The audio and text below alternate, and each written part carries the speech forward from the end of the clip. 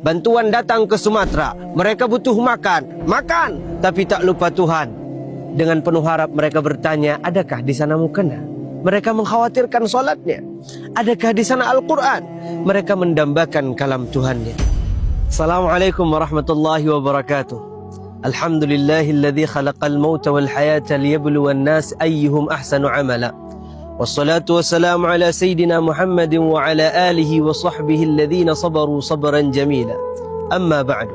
Sahabatku yang dimuliakan oleh Allah, Ibrahim diperintahkan menyembelih anaknya. Yakub kehilangan putra kecilnya. Yusuf difitnah berbuat keji. Ayub diuji dengan sakitnya. Sedangkan Nabi Muhammad sallallahu alaihi wasallam bertubi-tubi ujian datang ke hidupnya. Pesannya apa teman-teman?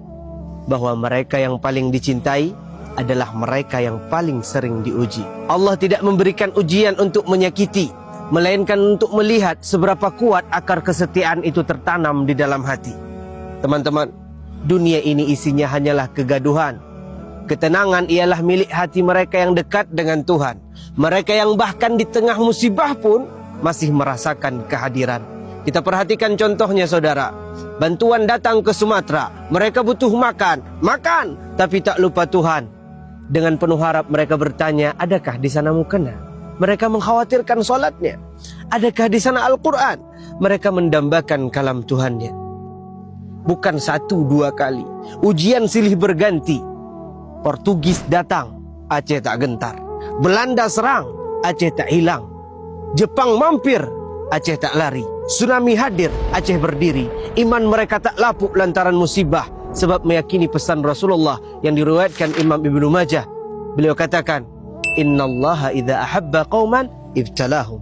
Sesungguhnya Allah jika mencintai suatu kaum, maka ia akan menguji mereka itu. Maka ini adalah pesan penguat, bahwa seberat apapun keadaan, jangan pernah berburuk sangka dengan takdir Tuhan.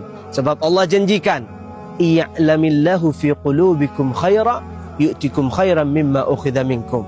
Jika Allah tahu ada kebaikan di hatimu, maka ia akan menghadirkan untukmu sesuatu yang lebih baik dari apa yang diambil darimu.